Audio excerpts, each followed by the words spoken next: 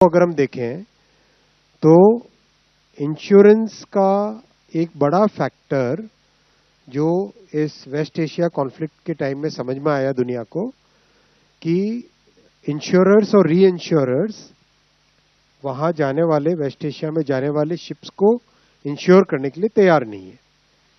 तो इसमें ये शिप ओनर है, उसके पीछे इंश्योरर और उसके पीछे री इंश्योरर और उसके पीछे सॉवरेन बैकस्टॉप। अगर इस तरीके से देखें तो ये व्यवस्था की गई है इस प्रोग्राम के तहत। करीब 12,980 करोड़ रुपए की सॉवरेन गारंटी का एक फंड क्रिएट किया जाएगा जो कि मैरीटाइम इंश्योरेंस के लिए रहेगा। जितनी भी तरह की मैरीटाइम रिस्क्स हैं, हल, मशीनरी, कार्गो, पीएनआई, वॉर, इन सब को इससे कवर करेंगे। किन वेसल्स को हम कवर करेंगे? जो इंडिया फ्लैग्ड वेसल्स हैं, जो इंडिया कंट्रोल्ड वेसल्स हैं और जो भारत से या तो जिनका ओरिजिन है या डेस्टिनेशन है।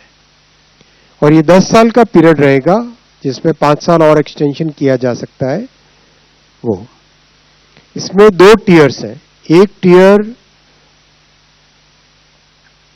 जो शिप ओनर्स हैं और दूसरे जो ऑयल मार्केटिंग कंपनीज हैं, ओएमसीज हैं, वो लोग एक म्यूचुअल रिस्क इंश्योरेंस का एक फंड वो लोग कंट्रीब्यूट करेंगे और उसके पीछे जीआईसी और भारत सरकार, वो दोनों जीआईसी री इंश्योरेंस, वो दोनों मिलके उसको बैकस्टॉप करेंगे, उसके कंप्लीट री इंश्योरेंस को और ज्यादा उसमें मजबूत करेंगे।